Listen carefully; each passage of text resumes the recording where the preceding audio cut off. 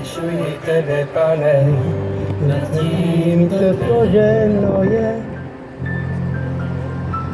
Vyvyšuji tebe, Pane, nad každým člověkem. Vyvyšuji tebe, Pane, nad vším, co stvořeno jest. Vyvyšuji tebe, Pane, nad svým životem.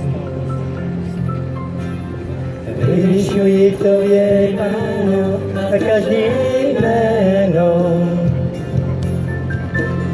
Vyvyšuji tvoje jméno nad každým jménem. Vyvyšuji tvoje jméno nad každým jménem. Jméno Ježíš. Vyvyšuji tvoje jméno nad každým jménem. Vyvyšuji tvoje jméno nad tím dnem. Nad tímto dnem vyvyšuji tebe, Pane, nad každým člověkem. Vyvyšuji tebe, Pane, nad vším, co stvořeno jest. Vyvyšuji tebe, Pane, nad každým člověkem. Vyvyšuji tvoje jméno nad každým jménem. Vyvyšuji tvoje jméno nad každým jménem. Jméno Ježíš. Vyvyšuji tvoje jméno nad každým jménem. Vyvyšuji tvoje jméno nad každým jménem. Vyvyšuji tobě, Pane, nad tímto dnem. Vyvyšuji tebe, Pane, nad každým člověkem. Vyvyšuji tebe, Pane, nad tím, co stvořeno jest. Vyvyšuji tebe, Pane, nad každým životem. Vyvyšuji tvoje jméno nad každým jménem. Vyvyšuji tvoje jméno nad každým jménem. Vyvyšuji tvoje jméno nad každým jménem. Vyvyšuji tvoje jméno nad každým jménem. Vyvyšuji tvoje jméno nad každým jménem. Vyvyšuji tvoje jméno. Ano, Pane můj Ježíši. Vyvyšujeme tvoje svaté a jméno Ježíš Kristus. Sláva tobě, Pane. Sláva tobě, Spasiteli. Slavený, Pane, na tomto místě. Kaž od nás, Pane můj, od tvojich dětí. Děkujeme ti, Spasiteli. Jméno Ježíš Kristus. Ty, který jsi za nás zemřel na Golgotském kříži. To bylo přesně pátek, to byl na velikonoční svátek. A my ho dneska o ní mluvíme. Co znamená velikonoční svátek? Proč je velikonoční svátek? Na vánoční svátek zemřel Boží syn. Byl vyčován, byl ukřižován. Kvůli nám lidem, kvůli nám hříšníkům. A máme mu proděkovat lidi svatý. Máme mu proděkovat a milovat našeho Pána Ježíše Krista. A tak, Pane mu, aby jsme ho chválili. Proč? Protože Boží syn za nás trpěl. Boží syn za naše hříchy na sebe. A se obětoval kvůli nám hříšným lidem. Protože nás miluje. Boží syn nás miluje. Jeho láska nemá konce. Proč? Nás tak miluje Boží syn. Proto za nás zemřel. Dal svůj život. Jeho život nás vykoupil. Jeho svatá krev nás zachránila a vykoupil Božího syna. Boží syn za nás trpěl.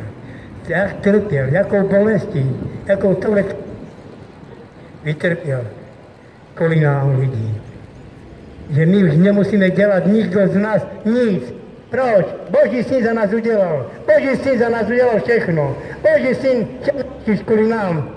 Kvůli každému srdíčku, který chodí po této zemi. Boží syn dal svůj život. Ano, lidi.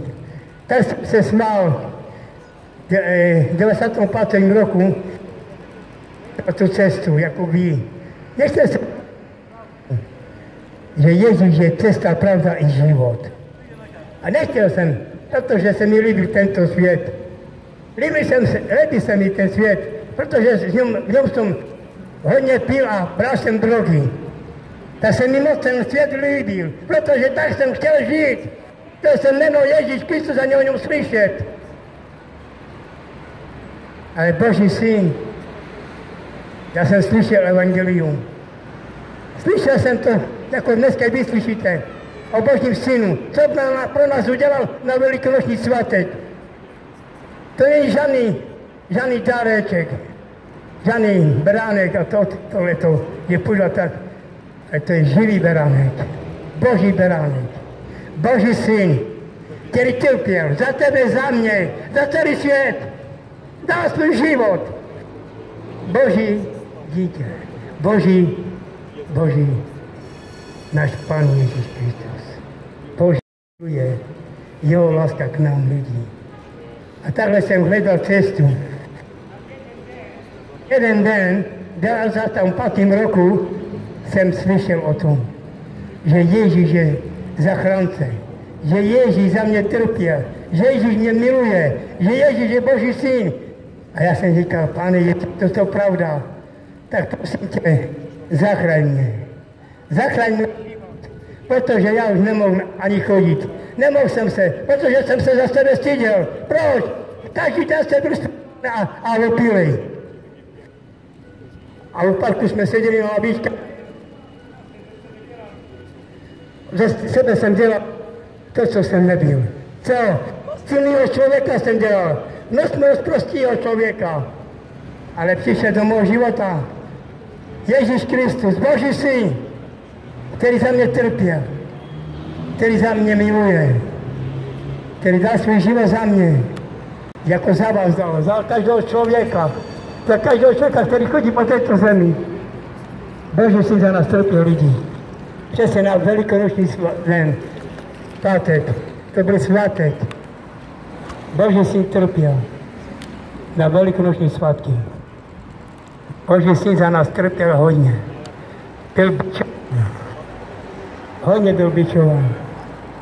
Na jeho zadek a postupně byly brázdy. A z každé rány, z každé brázdy tekla jeho krev. Za každého z nás, za každého člověka. Z Božího syna tekla jeho svatá krev. Kvůli nám hříšníkům, kvůli nám. A pro jeho velkou lásku, pro Božího syna, který trpěl za tebe, za mě, za každého hříšníka, posměvače. On který se vysmíval, tak jsem se vysmíval já, protože jsem nechtěl slyšet o Božím synu. Ale teď o něm mluvím, protože ho miluji. Znal, protože jsem ho vyznal. Ježíš Kristus jako i váš. Ale stačí něm, že Ježíši, já věřím, že jsi Boží syn.